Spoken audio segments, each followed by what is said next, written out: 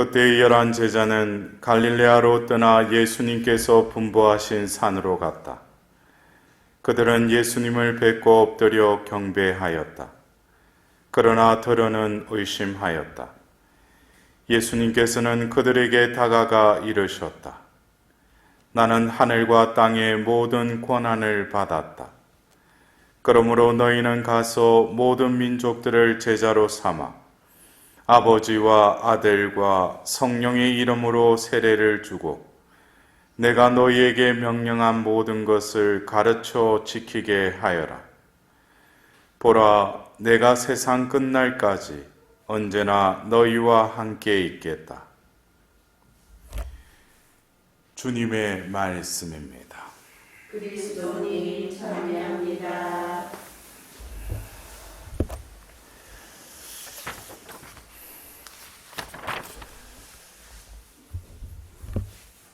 우리가 오늘 연중 시기를 지내면서 또 한 해에 이제 34주간 하면은 이제 연중 주일이 얼마 남지 않았죠, 그죠? 예, 벌써 이렇게 시간이 지났습니다. 대림 시기가 시작한 것이 어저께 같은데 벌써 연중 30주일입니다. 어쩌면 우리의 이 세월도 이렇게 빠르게 이렇게 흘러가지만 우리는 이렇게 유수 같은 이 세월 가운데에서도 우리가 감지하지 못하는 하나님의 그 섭리, 하나님의 뜻이 어떻게 운행되는가, 하나님도 이 세월보다도 더 빠르시겠죠, 그죠? 어떻게 생각하셔요? 왜냐하면 우리가 어떤 하나님께 기도를 하고 응답을 받으려고 했지만 세월이 지나면은 내가 원하는 것도 하나님 뜻대로 하나님 때가 되면 이루어주시지만 내가 미처 구하지도 못했던 그 모든 것들도 하나님께서는 다 이루어 주셨다는 거예요.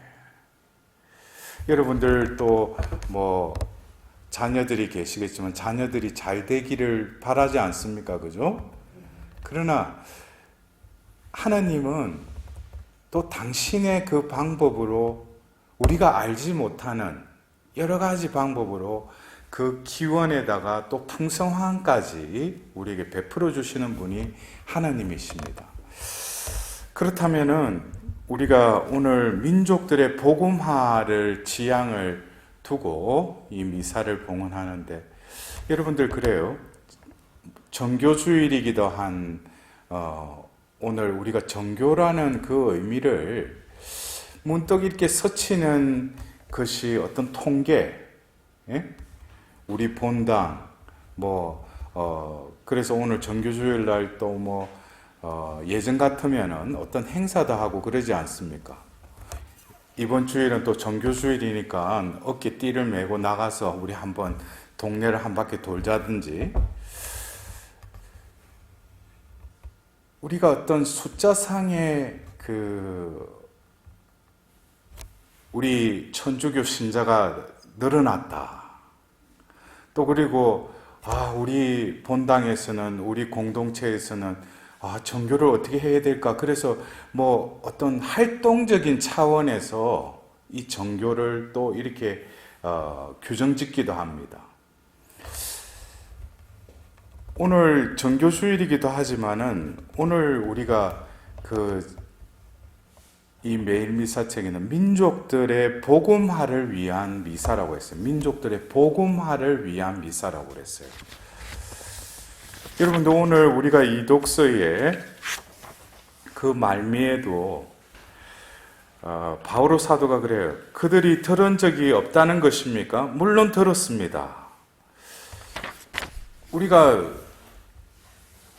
예수님이 죽으셨다가 부활하셨다 라는 것은 우리가 성탄 때도 그렇고 부활 때도 그렇고 꼭 이 성당을 안 다닌 사람들도 예수라는 사람에 대해서 이렇게 스치면서도 다 들었을 거예요.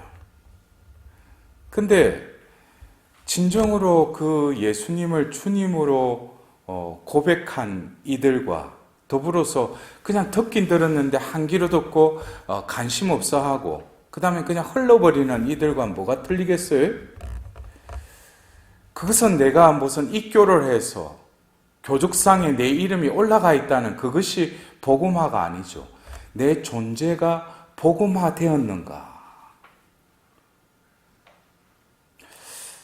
그래서 우리가 이 정교주일날 어떤 활동적인 차원에서 어떤 수치적인 차원에서만 이 복음화를 생각할 것이 아니라 우리는 작년부터 우리가 경험하지 못했던 어떤 신세계를 살고 있죠.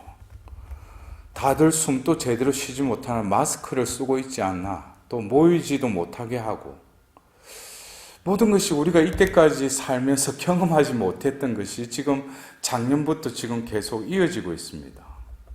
근데 이러한 가운데에서도 성당문이 닫히고 또 사회적 거리두기를 해서 정해진 사람 수만 미사에 참여를 하다 보니까 그전에는 가득가득 찼던 그 성전이 이제는 모일 수도 없잖아요. 그죠?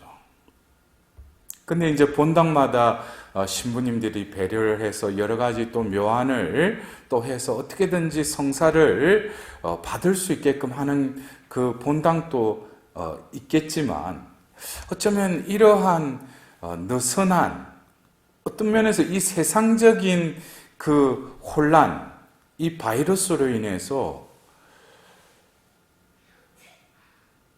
교회를 가고 싶어도 가지 못하는 이러한 처지 속에서 자신의 마음이 진정으로 하나님께 향해 있고 내가 신자라면은 어떠한 경우에도 하나님께 나아가서 하나님께 기도하고 성사를 통해서 내가 은총을 받으려고 하지 않겠어요? 그래서 저 자신도 오늘 이 주일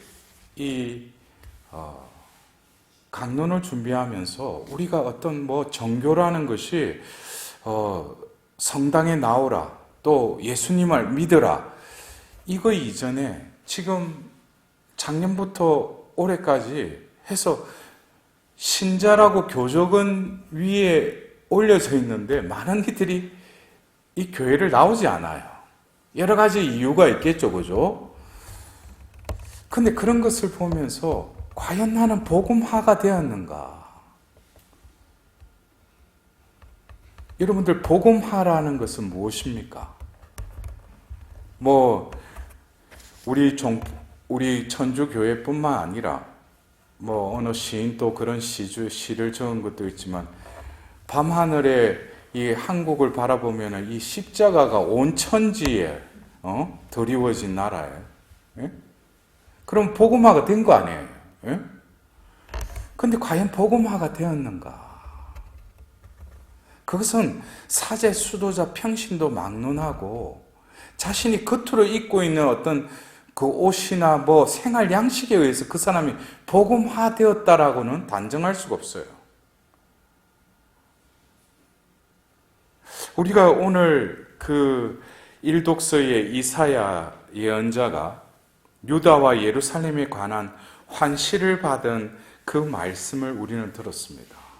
그 산으로 모든 민족들이 백성들이 모여들리라. 근데 오늘 또 그 복음서에 예수님께서 분부하신 대로 산으로 갔다. 11제자. 그러니까 예수님 부활하시고 이제 이스카리온 유다는 이제 떠나고 이제 11제자가 산으로 갔다는 거예요. 그들은 예수님을 뵙고 엎드려 경배하였다. 이미 예수님은 산으로 갔는데 거기 예수님이 계셨던 거예요. 그래서 예수님을 뵙고 엎드려 경배하였다. 그러나 들으는 의심하였다. 어쩌면 이 이사야서에 나오는 그 주님의 집이 있는 산, 그 산은 복음에 나오는 그 예수님께서 부활하셔서 그 제자들을 맞이한 그 산이기도 하지만 이 산은 어떤 지형적인 어떤 특수한 장소의 어떤 산이라기보다는 결국 이 환시, 그 예언자를 통하여 보여주신 그 하나님의 비전은 결국 어디까지 가야 돼요? 하나님께서 이제 때가 되어서 우리를 구원하기 위해서 재림하시는 때, 우리는 그 이사야서의 그 예언이 또 오늘 복음의 그 말씀에 그 예수님이 계신 산이기도 하지만 결국 예수님께서 온 인류를 구원하시기 위해서 재림하시는 그 때를 우리는 또한 바라봐야 한다는 것이에요. 왜? 바로 그 예루살렘은 주님의 말씀이 나오는 곳이기도 하기 때문이라는 거예요. 근데 우리가 오늘 일독서를 듣고 나서 주님은 민족들의 눈앞에 당신 정의를 드러내셨네. 민족들 앞에 당신 정의를 드러내셨다고 했어요. 여러분들, 하나님의 어떤 속성 중에 하나님의 정의는 뭡니까? 하나님은 정의로우시다 라고 할 때 그 정의는 하나님의 속성에 사랑, 자비도 있지만 이 정의는 결국 뭐예요? 선을 행하면 그에게 축복을 내리시고 악을 저지르면 벌을 내리시는, 그것이 정의 아니에요? 근데 하나님께서 왜 정의를 드러내셨네, 이것을 오늘 일독서의 그 말씀을 듣고 시편 98편의 말씀을 우리가 들었는데, 여러분들 그래요. 우리가 제가 서두에도 말씀드렸지만은 우리가 복음화를 우리가 이루어야 돼요. 복음화를 우리가 완성하고 이루어야 될 주체들이 우리예요. 우리가 아니죠. 오늘 예수님께서 모든 민족들을 제자로 삼아 세례를 주고 내가 너희에게 명령한 모든 것을 가르쳐 지키게 하여라 하고 말씀하셨죠. 그죠? 그리고 이어서 뭐라고 그래요? 보라, 내가 세상 끝날까지 언제나 너희와 함께 있겠다. 이것은 예수님께서 이제 하나님의 정의를 드러내셨어요. 그리고 당신의 이제 이 지상에서의 사명을 끝내시고 이제 그들에게 명령을 하시죠. 그러나 예수님은 세상 끝날까지 언제나 너희와 함께 있겠다. 이것은 예수님의 그 말씀이지만 삼위일체이신 하나님께서는 일체로서 우리가 성경에 계시된 그 하나님께서는 세상을 치우셨을 뿐만 아니라 끝날 때까지 우리와 함께 계시죠. 그렇다면은 이 복음화를 이루는 주체는 교회에 속한, 교회의 부르심을 받은 우리들의 의무이기도 하지만 이 복음화는 하나님의 뜻이기도 하다는 거예요. 왜? 복음화라는 것은 하나님의 그 기쁜 소식이 이제 현실적으로 실현되는 것이 복음화 아니겠어요? 그죠? 근데 성경에서는 보시니 참 좋았다라고 당신의 말씀으로 이 세상을 창조하시고 당신과 비슷한 닮은 존재로 사람을 지으시고 나서 결국 하나님은 보시니 참 좋았다고 되었어요. 왜? 말씀이 이루어졌으니까. 이 복음화가 된 거예요. 근데 이 복음화가 됐는데 어떻게 됐어요? 인간이 하나님의 말씀을 거스르면서 죄를 짓게 되죠. 그러면서 이 복음화된 이 세상, 그것을 신약에 오면 예수님께서 어떻게 비유의 말씀으로 설명하시는 게 뭐예요? 하나님 나라. 하나님 나라가 인간의 죄로 파괴가 되어버렸다는 거예요. 그리고 그 인간이 죄의 타락의 상태에 놓이게 됐다는 거예요. 그런데 하나님은 당신은 이 세상 끝날까지 나와 함께 계시겠다. 결국 당신의 그 말씀으로 창조하신 이 세상을 결국 우리의 성경의 마지막 건에는 새하늘 새 땅을 보았다라고 그러죠.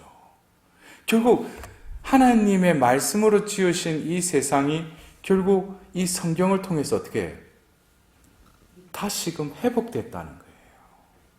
그러니까 이 복음화는 결국 뭡니까? 하나님 뜻이고, 결국 말씀을 통해서 당신을 계시한 하나님께서는 이 복음화를 이루시겠다는 거예요.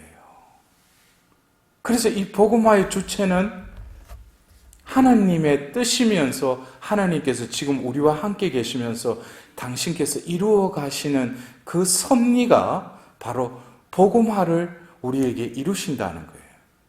근데 이 세상을 복음화, 모든 민족들을 복음화하는 또 주역은 나 자신이기도 하죠. 왜? 하나님은 보이지 않는 하나님이시고 2000년 전 이 땅에 오셔서 하나님 나라가 가까이 왔다라고 당신의 복음을 전하셨는데 결국 예수님께서 하신 그 사명을 이어받아서 그것을 아버지의 때까지 해나가는 곳이 바로 뭐예요?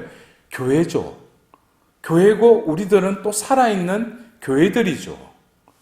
그래서 결국 우리가 이 오늘 모든 민족들의 복음화를 지향으로 해서 기도를 하고 하나님께 또 그 뜻을 아뢰지만 중요한 것은 우리가 모든이라는 그 이전에 나 자신을 한번 되돌아보자는 것입니다. 복음화가 되기 위해서는 먼저 뭐가 없어져야 돼요? 죄가 없어져야죠. 그래서 하나님께서는 구약의 이스라엘 백성들을 통해서 당신의 그 복음화의 도구로 쓰셨는데 결국 그들 역시 하나님의 그 법을 그냥 준수하고 죄를 지으면 그냥 제사 드리는 그 형식적인 것으로 치우치다 보니까 결국 죄는 창궐하고 죄의 지배 속에 계속 허덕이고 있었죠. 이집트에서 그 이집트의 그 고역에 시달렸듯이. 그러나 하나님께서는 당신 정의를 어떤 방법으로 드러내셨어요? 여러분들, 제가 하나님의 정의로움은 결국 선과 악을 분명히 구분짓고 그것에 대한 응당한 그 보상을 해주는 게 하나님의 정의가 드러나는 거 아니겠어요? 근데 인간은 끊임없이 죄를 짓잖아요. 그러면은 하나님 보실 때 하나님이 당신의 정의를 그냥 정의만 드러내시면은 노아의 홍수 때처럼 이 인류는 죽어 마땅한 거예요. 왜? 죄를 계속 반복해서 지으니까. 근데 하나님의 정의를 누구를 통해서 드러내셨어요? 예수 그리스도를 통해서 드러내셨어요. 바로 이 세상을 창조하신 그 하나님의 아드님이 몸소 뭐예요? 죄를 지었을 때 잡는 그 짐승과 같이 바로 속죄양이 되신 거예요. 죄를 속량하고 죄를 없애기 위한 그 짐승의 그 역할을 예수님께서는 단 한 번으로 영원한 효력을 드러내는 십자가의 제사를 지내시죠. 이거를 통해서 누군가를 통해서 다른 짐승을 통해서 한다면은 그 짐승은 계속 잡아야 돼요. 그러나 하나님 자신이 죽으셨다는 거예요.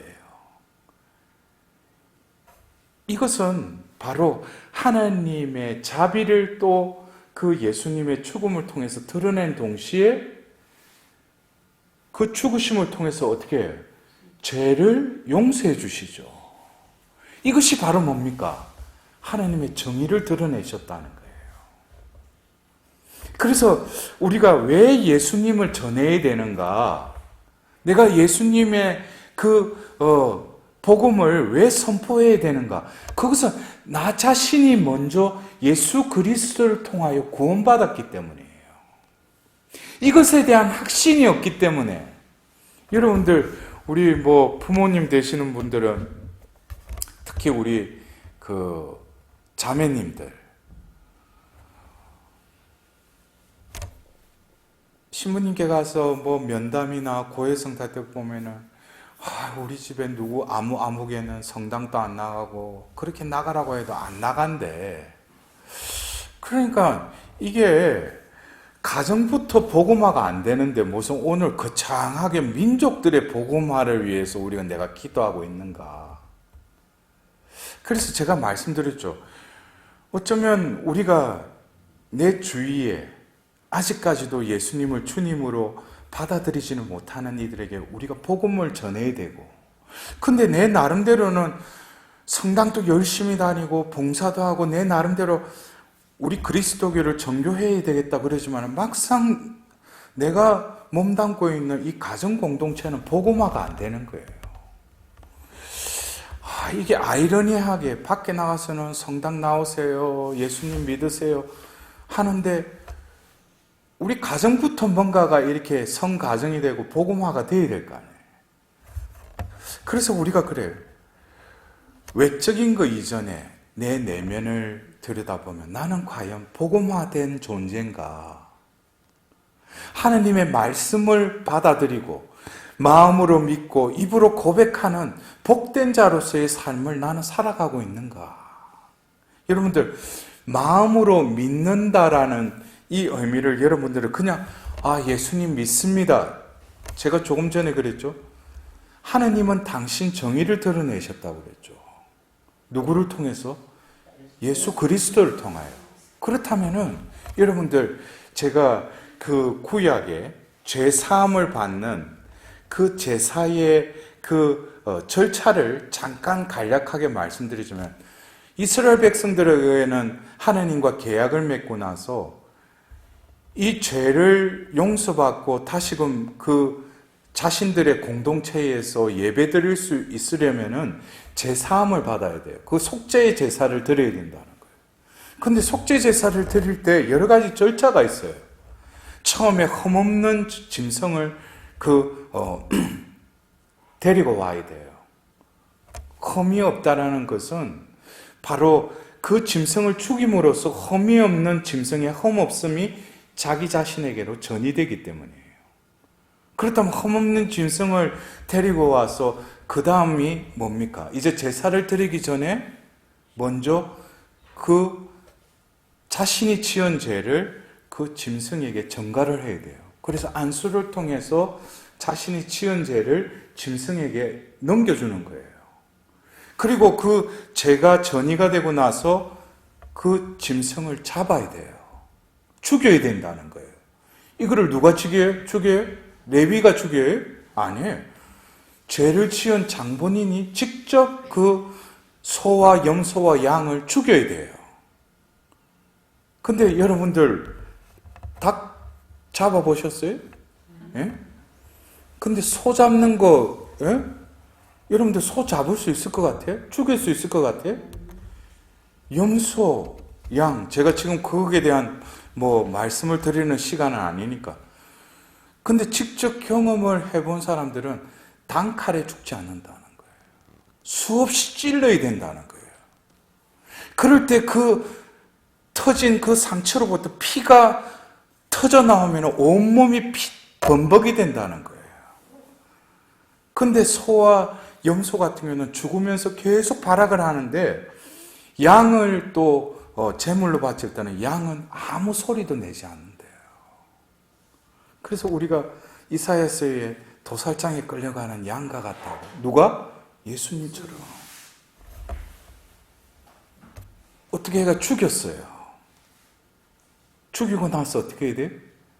바로 그 짐승의 그 살가죽을 또 다 벗겨야 돼요. 그것도 누가? 죄를 지은 장본인이. 그래 되면 온몸이 피 범벅뿐만 아니라 그 표정은 어떻게 했어요? 살아있는 짐승을 죽이고 이제 그 가죽을 벗기는 공포에 어떤 시달리는 그 몸이 경직되지 않았겠어요?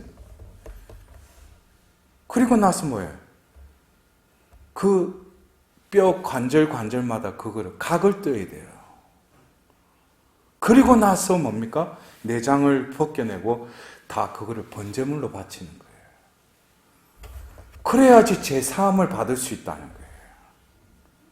그러면은 흠없는 짐승은 그냥 죄가 첨가되면서 그 죄를 뒤집어 쓰고 어떻게 돼요?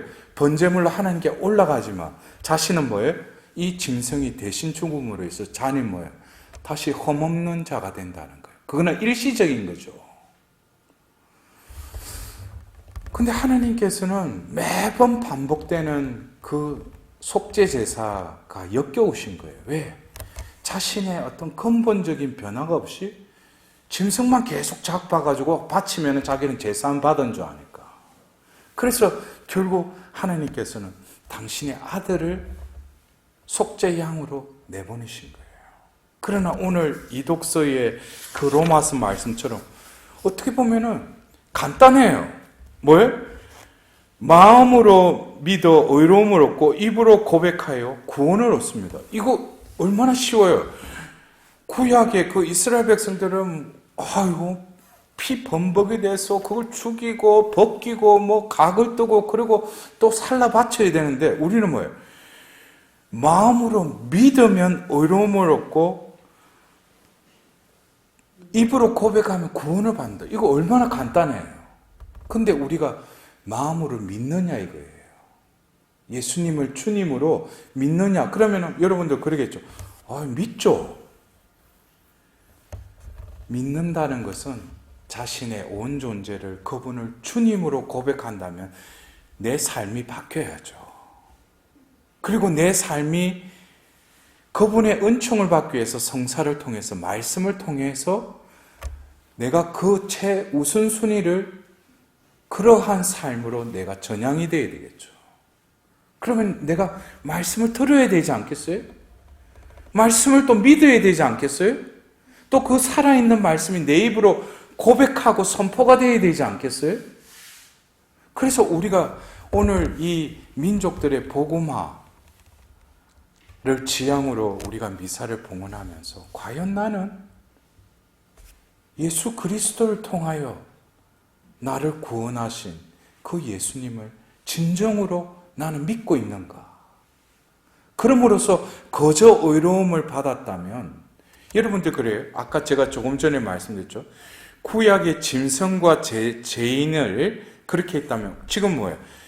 죄인은 똑같은 양상이지만 예수님이 그 짐승의 위치에 있다면 예수님은 우리를 대신해 죽으셨죠. 그러나 예수님을 우리가 구약의 그 짐승을 죽이고 각을 뜨는 그 과정이 결국 뭐로 함축된 거예요? 그분을 믿는 거예요. 믿으면 의로움이 생긴다고 그랬죠. 이것이 바로 뭡니까? 흠없음이 나에게 전가되듯이 거저 예수님을 믿었을 뿐인데 그분과의 의로움의 관계가 맺어졌다는 거예요. 그러나 이 의로운 관계를 맺었다면은 그 다음 단계는 뭐예요? 입으로 고백해야 돼요. 이것이 바로 뭡니까? 비로소 내 안에 복음화가 이루어졌으면은 이것은 외적으로 또 드러나야 된다는 거예요. 그래서 우리가 정교를 해야 된다는 것이 예수 그리스도를 통해서 내가 거저 의로운 관계를 맺게 됐잖아요. 믿음으로써. 근데 우리는 그러한 기쁨 속에서 예수님을 어떻게 증거해야죠. 그것이 어떻게 보면 복음화의 사이클이라는 거예요. 그래서 여러분들 어쩌면 오늘 우리가 이 민족들이라는 그 시한적인 그 차원을 우리가 바라보기 전에 지금 팬데믹의 이 시대에 얼마나 우리 주변에 여러분들도 안 그렇습니까? 성당에서 만나던 사람들이 안 보여. 그래서 한번 연락해 보니까 요즘 뭐 사회적 거리로 그래가지고 뭐 여차여차해서 또 상황이 별로 그래가지고 요즘 내 성당 안 다닌다고. 여러분들 그래요. 나 자신도 하나님의 복음화가 되었다면 이제 뭡니까? 이웃에게 지금 떠난 형제들, 냉담하는 형제들, 그런 형제들도 먼저 다가가서 어떻게든지 주님의 품으로 인도하려고 하는 그런 내 마음이 있는가? 그래서 어떻게 보면은 지금 전 세계에서 이 가톨릭이라는 교회는 어쩌면 가장 많은 인류가 믿는 교회고 또 거기서 갈라져 나간 정교회나 무슨 프로테스탄트나 그리스도교가 거의 인류의 반이 예수님을 주님으로 고백하고 있죠. 그러나 뭡니까? 이 세상은 지금 혼돈 중에 있어요. 그렇다면은 우리가 어떤 넓은 차원의 복음화 이전에 나 자신의 복음화부터 오늘 이 주일날 다시금 되돌아보면서 바로 내 옆에 있는 우리 가정부터 복음화를 위해서 내가 어떻게 살아야 되겠는가, 그것에 대해서 구체적으로 내가 하나님의 그 사명을 내가 실행할 수 있는 그런 주일이 되었으면 합니다. 그러므로서 우리가 지금 악은 우리가 볼 때는 이 혼란 속에서 악이 원하는 것은 뭐겠어요? 하나님과의 관계를 끊게끔 하는 거예요. 그래서 어떻게 보면 지금 이러한 혼란 가운데에서도 하나님은 우리와 함께 하시지만 또 악도 혼재해 있다는 거예요. 이럴 때일수록 우리는 뭡니까? 세상 끝날까지 너희와 함께 있겠다라고 약속하신 그 예수님의 말씀이 우리가 어떤 때는 신자로서 살아가는데 유혹도 있고 여러 가지 혼란 속에 빠질 때 이 말씀을 떠올리셔요. 아, 지금 예수님이 나와 함께 계시지. 그럼 예수님이 함께 계신다면 내가 이러한 처지에서 어떻게 말하고 행위를 해야 되겠는가? 그것이 어떻게 보면 뭡니까? 복음화의 그 사명을 띤 사도로서의 삶을 살아가기 위한 또 다른 마음가짐이 아닌가 싶습니다. 오늘 이 미사를 봉헌하면서 지금 어려운 시대를 살고 있는 이때에 진정으로 나 자신부터 복음화되어서 또 우리 가정, 우리 본당, 우리 지역사회, 또 더불어서 기도는 발이 없기 때문에 어디론지